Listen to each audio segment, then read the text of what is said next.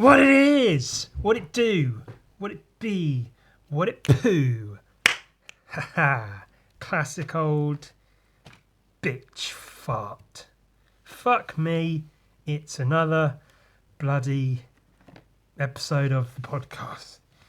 Of course, it's called the ewansucks Drawing Podcast. So what are we drawing today? Nothing. Shit off if you want that today, because you'll get none of it from me. I frequently get asked about my influences, my inspirations, and oh, your work looks like this guy's. Is it based on this guy's work? Well, funnily enough, I'll show you. Next to me, I have a pile of books. Obviously, there are, well, not obviously, but just so happens that there are really too many influences to, well, not influences, but more inspirations, I guess. Well, see, an inspiration is just someone you look at and go, wow, that's inspiring. I'm going to go do a thing. Whereas influence is more maybe someone who, like, directly, you know, you learn a specific technique or something from someone. You go, fuck, that's it, cool. I'm going to use that to better my artwork. That's more of an influence rather than an inspiration. Does it matter? Does anyone care? No. Never mind. So there's too many inspirations really to get into. I'm quite a liker of books. I've got a lot of art books and shit around. So I can't really go through all of them. Maybe I'll do like a separate big My Art Books video or something sometime. But for now, just the basic, narrowed down to a few direct inspirations / influences. I've tried to get it more or less chronological. This is one of the first sort of books I got that was like that kind of inspiration / influence, Anatomy for Fantasy Artists by Glenn Fabry, who we'll get onto further a bit later on. But this was early on. This was like towards the end of school. There was that. Oh, there's actually shit. I forgot to get it out. But that and this. Primarily at that point, I wasn't really aware of it. But any book that showed process of drawing, I was like enamoured by and wanted. So I saw a copy of this in a friend's house. His older sister had it. And I wanted it right away. How to Draw Comics the Marvel Way. So this was made in the 70s, I think. 78. Oh, first published in Great Britain in 86. First published in USA, in 78. Yeah, so old. Obviously this edition wasn't. But yeah, it's got, you know, literally everything you need to learn how to draw comics the Marvel way. Maybe I'll make a book called How to Draw Comics the Ewan Way, and it'll be far better than this one could ever hope to be. Yeah, so shit. Basically, I read some of it if I needed more information on a particular part, but mostly I just look through it and look at drawings being created and be inspired by that fact, rather than, you know, reading the book page cover to cover, every page. So there was that, and there was this, which I picked up, which was primarily because it was an anatomy book, and it's got like skeletons and muscles and shit, which is just useful to know. Examples of a whole bunch of shit. It's got some like photos of models, references, and then because it's fantasy art, it goes into, there's like different character types and sort of a basic guide on how to draw their anatomy and such, which is quite cool. And this in particular is a very good sort of basic thing on how to paint. So it's that image. I guess there's a bigger version somewhere, maybe. Yeah. And then yeah, how to basically do it from scratch, which is really, really cool. Breaks it down, underpainting and such, you know, underpainting like what I do, but better, obviously. He does it better, not I do it better. Yeah, good shit, man. Good shit. So these books were early on. It was just I like drawing, so when I saw drawing, the act of drawing in a book, I wanted it, and I took it and absorbed it and just drew and drew and drew a whole bunch of shit. And then I get to college, and that's when I start being like, I want to be an artist. Because at this point, I was just, I want to draw. I just want to draw. But I got to college, study art and design, and I was like, yeah, I want to fucking be an artist. And that came from, I believe, two main sources that I've got examples of. One is you may know of an artist called David Cho, who was very, very, very underground back then, so maybe 10 or more years ago. He was doing his thing. He was great. He was, I guess, making a living doing it, but he was not remotely as widely well known as he is now. He painted the Facebook offices, and they paid him. They gave him the option of paying him a certain amount of money or a certain amount of like stock in Facebook. He took the stock because he was like a gambler, and then his stock was worth like I think $270 million or some shit like that. So yeah, that was the sort of like the story you hear, and you're like, fuck, I want to be an artist, and I'm gonna get lucky with a thing, and then you have to realize it's like one out of every fucking billion people that might happen to. So it's something to strive for, certainly. If it makes you work and create art, then it's great, but you have to keep in mind how unlikely it is that would actually, work out in your favour. The problem with David Cho is, and especially was, because he was quite underground, there was not much of his stuff around. So there was he had a couple of self-published books that were sold out, available for hundreds of dollars. His paintings were selling for like tens of thousands of dollars. So his stuff was hard to track down, but he was very good at keeping up on his website and his blog and such. So I was at college at a time, couldn't get hold of any of his books. And again, books, I was all about books. I wanted fucking books. I wanted to hold the artwork. Looking at it on the screen, whatever, cool. But I will always try to get hold of at least a book, if not books. So at college, I fucking rinsed entire ink cartridges by basically printing off his entire website in full colour. Which is this from literally maybe 2006? Shit, I say 10 or more years ago. It's 15 or more years ago at this point. Or 14. Whatever. Yeah, duct tape down the side just to make it like a book, because I wanted a book. And literally, I made a nice front cover for it and everything. And it's, taken straight from his website, a little bio, some paintings of his, and stuff. I won't go through all of it, but his website was split into like a section of oil paintings, acrylics, pencils, watercolors, photos, graffiti, street art, because he was like a street artist, graffiti artist, whatever. He did a lot of that. He was very like punk and rebellious, and I very much liked that energy.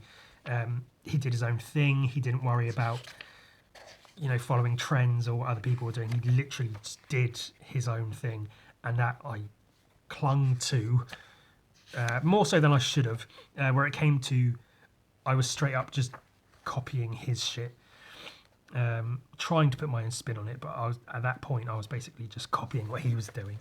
And this is a whole thing, like a day in the life that he wrote. So I was really into that, just learning about what he does, how he comes up with his drawings and his methods and whatever.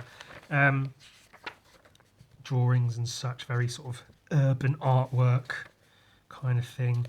But yeah, so I do shit like this just to have like a book of his artwork, because you can get hold of them, which was cool at the time. Just to have shit to look at art, to absorb it, to fucking learn from it. But yeah, so he was a pretty big influence in terms of do it yourself. Don't fucking worry about what other people are doing. Just do your shit. Put it out there. Self-published books. Get them out there. Part of that came from him. Part of it came from all kinds of other places. And then I did manage to get this for £20, I think, which is now selling for like a couple of £100 online. I saw there was like literally one bookstore in America that had a few of these in stock for £20 each. So I managed to get hold of one, which is just a book of his drawings. And again, I love that it's like photocopied drawings on the inside, but it's like a pretty decent book. I quite like that aspect of it. But yeah, just sketches, some neater pieces, some cut and pasted stuff. I really, really like that. So again, not necessarily just his work, but this as a whole, this as an object, is hugely inspirational to me. So I love shit like that. Another one around this same sort of time I found out about was a guy called Ashley Wood, who these are just two small books of his. Again, at one point it was very, very hard to find anything of his, but now there's more out there. I've got quite a few books of his. These are just the smallest, easiest ones to grab hold of. So this one is paintings, some of his paintings, because this was like, he paints robots and zombies and all kinds of shit, spacemen and weird shit. You might have known his work already, you might not have. He did a comic actually called Robots versus Zombies, which is really cool. The artwork for that is really, really fun. I should have grabbed that one actually. I've got 2 copies of it, a bigger one and a smaller one, but oh well. Robots versus Zombies. Yeah, so his work, I saw it and was like, wow, like I know illustration and artwork exists, but these are like full oil paintings, but they're fucking cool to look at. They're not just a portrait of an old person or something, or a landscape. So the subjects are cool, the style is cool. He's not. He's Ashley Wood is almost the perfect artist in my mind, in terms of every aspect. Like composition is perfect, tone of the piece is perfect in terms of colours and thematics. Just he's messy, but just clean enough and just messy enough. And his style's kind of dirty at times, but really clean at times. And again, the subject is really cool, funny. So the perfect artist, frankly. He's just amazing. And this one is just a book of his sketches, which again, just as important to me as the paintings you see, and just drawings and stuff. There's one in here actually, now I think about it, which would be quite a nifty one if I can find it. And his comics are again spot on, just perfect composition wise, and just the right amount of detail, not too much detail, but really, really cool shit. Where is he? I wonder. There's one in here. So I made this little photocopied zine. Got a few issues out. I've got a post-it note there. At college, again, using the photocopiers and printers when I shouldn't have been. And I emailed a bunch of illustrators to say, I'm making this little thing. I'd love to have a piece of your work in there. And a few of them did send me stuff, including Ashley Wood. He sent me this image way before it had been published in anything, in this book or whatever, to go in that little zine. And then he published it in this. So I saw that before anyone else, which is quite cool. That's a neat little tidbit. But yeah, also hugely inspired by Ashley Wood in that he works with IDW Publishing, but from what I gather, he puts together enough work to fill up a book and publishes it. And then he does paintings and gallery shows. He designs and makes toys, amazing toys, all kinds of shit. He does loads, but the main thing, besides just the work itself, is books. And again, I love books, always have. And from this point, I was like, fuck that. Like something clicked in my head that was always there, where I used to make my own comic books. Like I'd literally copy, fucking the Beano and the Dandy and little comics and stuff, just to make my own. But then this really registered with my wanting to be an artist, of like, make books. Like I wanted to fucking make books, because that's what this guy does. He puts work together, puts it in a book, and he makes a fucking book. And that's all I wanted to do. I just wanted to make books like the artists I like. So at that point, I was just painting fucking a bunch of shit, whatever, loads of stuff that even looking through those books, certain things were coming to mind of like, oh, I did a piece completely copied from that one, completely copied from that one, completely copied from that one, etc., etc. But you know, that's how you learn. I'll always tell everyone who asks to copy everything. Just fucking copy shit until you learn how to do it yourself, and then do it yourself, and you're good. And that's where style comes in, because you doing it yourself is very rare. You'll be able to imitate it perfectly. So your fucking shitty hands into it makes it become your style in that kind of way, almost. So then we get on to similar at times / later influences. I think they all sort of group together. I'll just figure out what order to do these in. Okay, well, I'll get this one out of the way. Jamie Hewlett. Probably know Jamie Hewlett as the guy who drew the gorillas. But he also did Tank Girl, if you weren't aware. If you were aware, obviously, he's the guy who did Tank Girl. So this is a reprinting of the very first Tank Girl comics. Again, like everything else, the artwork itself is inspirational just because it's good. The amount of detail, and this is all done with brush and ink. The amount of detail in some of these things is ridiculous. Just brilliantly drawn, great style already, even this early on in Jamie Hewlett's career. Great style, great technique, just, you know, brilliant from start to finish or whatever. Love every page. There's something to look at. It's just really fucking good stuff. But again, aside from the artwork, the fact that this was all done like just out of college, him and Alan Martin made this comic and it blew up, and there was loads more. There was a film and it was shit. And then obviously Jamie Hewlett went on to do Gorillas with Damon Albarn, which sort of set him up for life, didn't it? He's doing all right now. But yeah, so that's one, definitely an influence / inspiration. Again, I pick up just about every Tank Girl thing I can find. Some of the recent ones, but not so much. More the old ones. So I've got a huge stack of Tank Girl comics and books and all kinds of shit, because that's what I do. That's when it started getting more towards comic book art and illustration, was around that time. A slightly later influence, but I'll throw him in now just as a small aside, is Mike Mignola of Hellboy.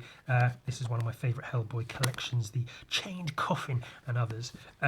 Again, as I've said about Ashley Wood, but almost more so, Mike Mignola, his comic book, just his sense of composition and dark and light and forms and shadows and, you know, ambience and theme is just astounding. And I even remember, actually, probably around the time of these other ones at college, of looking at these books and looking at the artwork and thinking it was shit because it looked quite basic and like almost too graphic designery.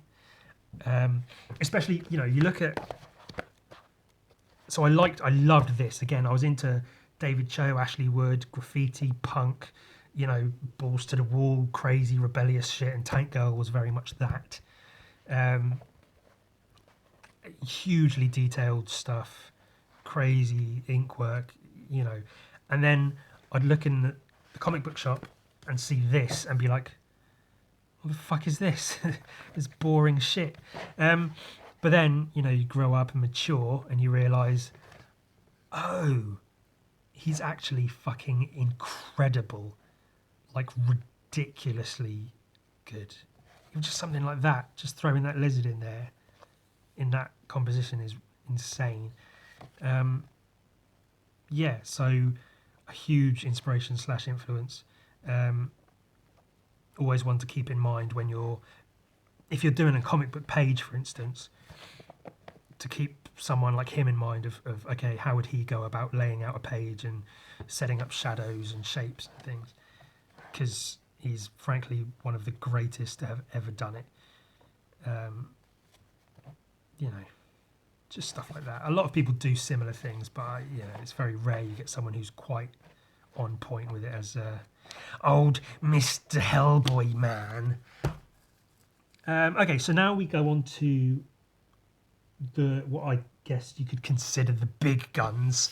The main influences that people call me out on for my more recent work. We'll start with the obvious. Well, no, not necessarily the obvious. As mentioned before, Glenn Fabry, who did that anatomy book.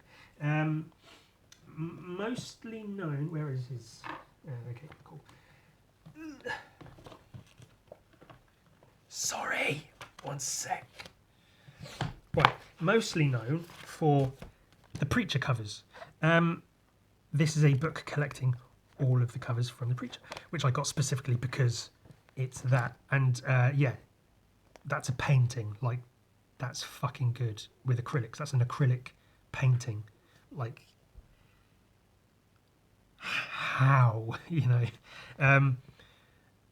yes, I mean, there's not even really much I can say, but just it kind of goes without saying, just look at it, and again, you can probably look at some of his work and go, oh, actually, Ewan, some of your work looks quite similar to that, which is because literally looking at Glenn Fabry's work is how I learned to paint.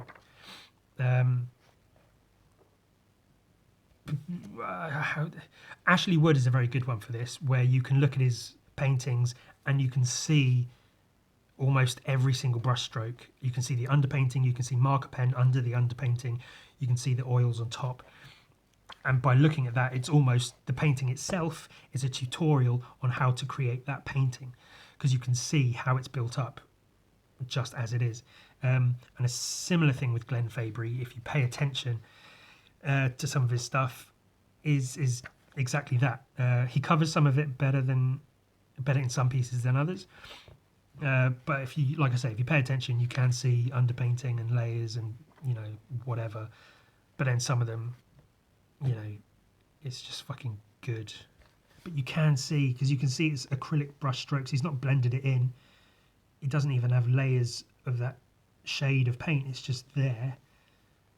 But the way he's done it is hugely effective. Plus his knowledge of anatomy. He's got a couple of other books of anatomy and stuff, because it's just ridiculous what he does without reference even. Like, he speaks about some of his pieces are mostly done out of his head without reference.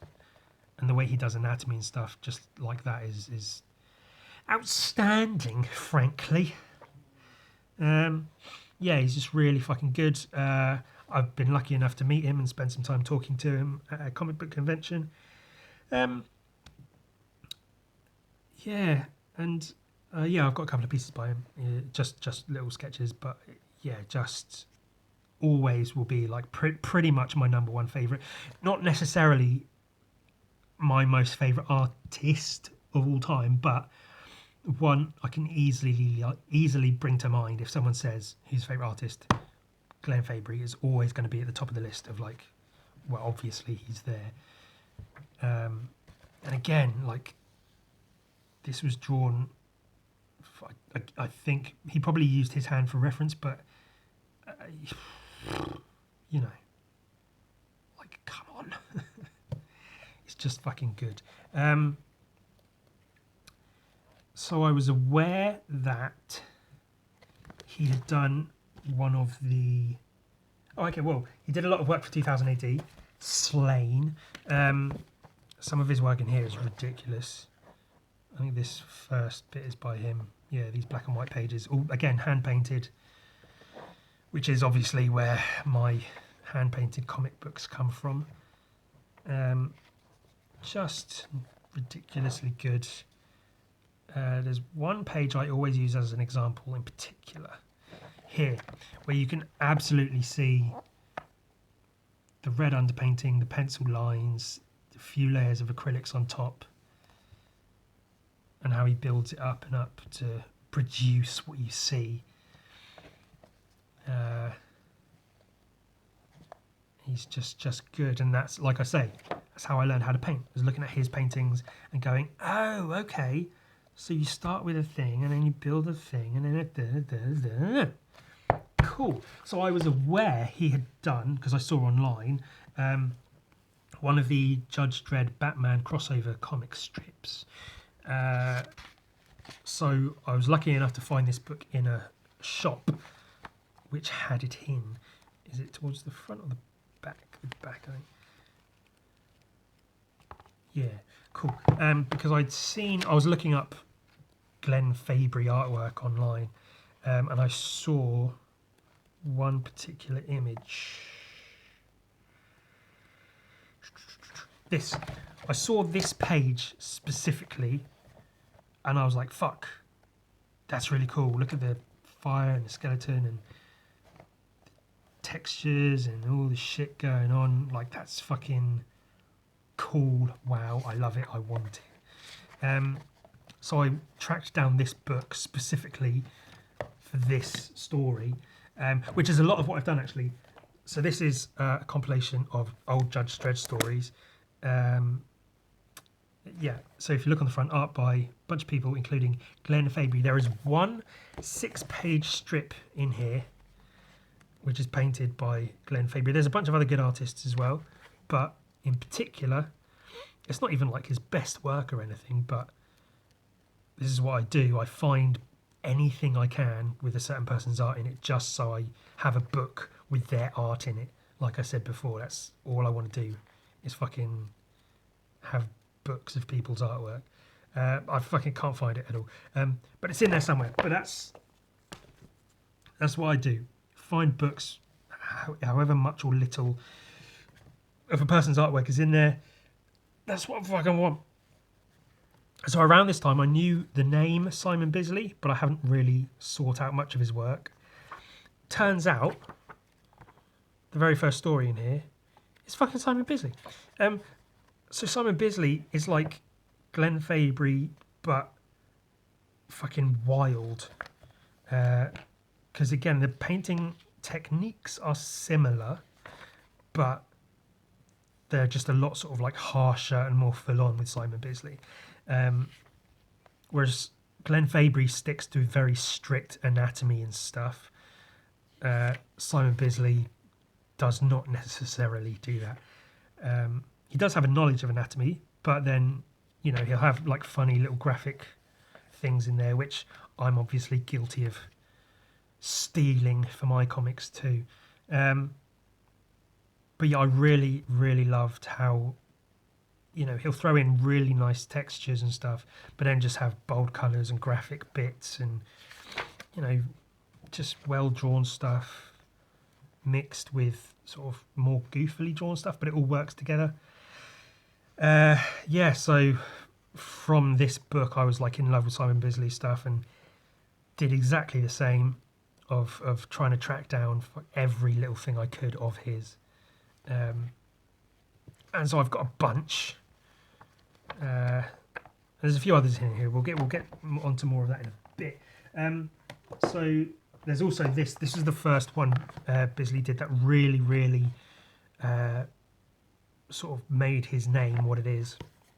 He did this whole book of Slain, all hand painted, and it's just, you know, you can see it's early in like his career or whatever, but like it's really fucking good. The Horned God, Slain the Horned God by Simon Bisley. And Pat Mills wrote it, obviously, but the art's what's important. I've read some of this, but mostly I've looked through it like 100 times just for the artwork, which I do with most of my comics. Like 90% of my comics I've never read.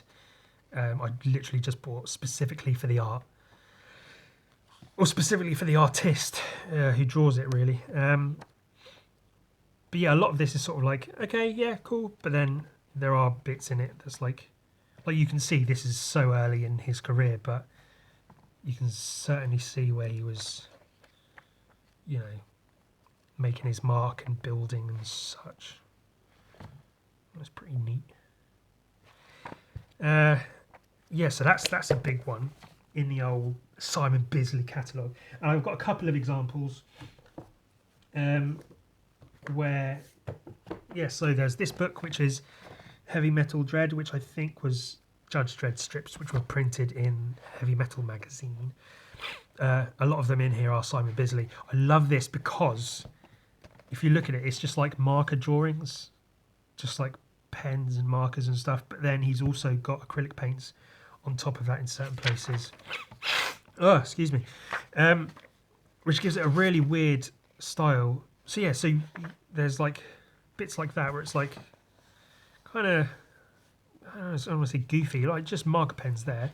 And then he's also got in the same strip something like that, like a cool acrylic painting. And yeah, again, he uses collage and spray paint and pencils and really wet, almost watercolor acrylics, and then really thick layered acrylics. All kinds of shit for a really, really unique graphic style, which is really, really cool. So I got this book specifically because Simon Bisley's a large part of it. Again, there are other artists and they're cool, but Simon Bisley's work is just something else. Which goes without saying, really, isn't it? And I think Simon Bisley's the one I get compared to most. Because I think if I pull down a Gun Viking comic, I can go, look, I got this bit from here, this bit from here. It's how I learned to paint, and I do try to do my own thing with it. But the influence, and I certainly will call it an influence, is obvious. Yeah, Simon Bisley, obviously. Obviously, I was inspired by Simon Bisley. I love this one as well, because this is all obviously just like markers and whatever. But it's still a fucking good little comic. And then this is Doom Patrol, a comic I have no interest in. The story or anything about it doesn't interest me, but Simon Bisley did all the covers for it, so I'll post-it notes in here. I bought the book just to have the artwork in book form, so all the covers by Simon Bisley. And again, I had at the time especially, I had a folder on my computer full of all of these downloaded from the internet, but I wanted a book with them in. I didn't want to just look on my laptop all the time. So yeah, I found a book with his artwork in. And I think that's important when you're creating traditional art, is to have something you can hold on to, because that's a part of traditional artwork, is having something to hold on to. Yeah, you might be able to see some kind of influence in what I do from there. So that's, like I say, fucking obsessed with art books and shit, even to the extent of finding this, and the only copy I could get hold of is Spanish. All the text is Spanish. But I didn't care, because I wasn't going to read it anyway. I just wanted it because it was Simon Bisley. So I believe what they set out to do was have the longest gunfight in a comic book, or something like that, with, Raphael from the Mutant Ninja Turtles.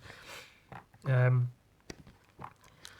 I love this because it does have like a couple of covers with his acrylic paints, but then most of the book is just Simon Bisley drawings with ink over them, and then kind of like meh colouring. It doesn't really appeal too much, but there's certain pages where you can see, yeah, like that, where he was just having fun drawing cool pictures of Raphael, just looking cool, doing his thing, stuff like that, which is, I will say, a huge influence for Gun Viking and such. And it was never necessarily, oh yeah, I'm going to make a comic and I'm going to take this bit from here and this bit from here, but it's more, I see this and I go, fuck, like that's it.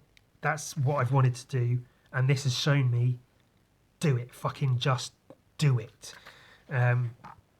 So it was never just like, oh, I'm going to copy this. And, I'm sure no one goes into things thinking they're going to copy. But yeah, I was never like, oh, I want to make a comic like Simon Bisley. It was like, well, I've wanted to make a comic and I love this shit. So it sort of came together naturally on its own.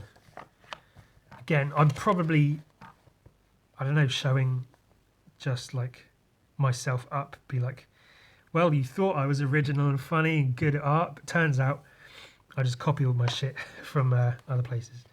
Look at that. That's fucking cool. Like, it's messy. It's not really like, you know, brilliant. There are a few issues with like perspective and anatomy and stuff, but it's with this sort of thing, you can completely throw that out the window and just say it doesn't matter. Like, just it's cool. It looks cool on the page, and that's what matters. And I would like to do something similar to this, like just an inked comic at some point. But I really need to work on my inks personally. For now, it's just paints. But yeah, so that's another example. I've got a couple of other books with artwork by Simon Bisley in them that I got purely because there's artwork by Simon Bisley.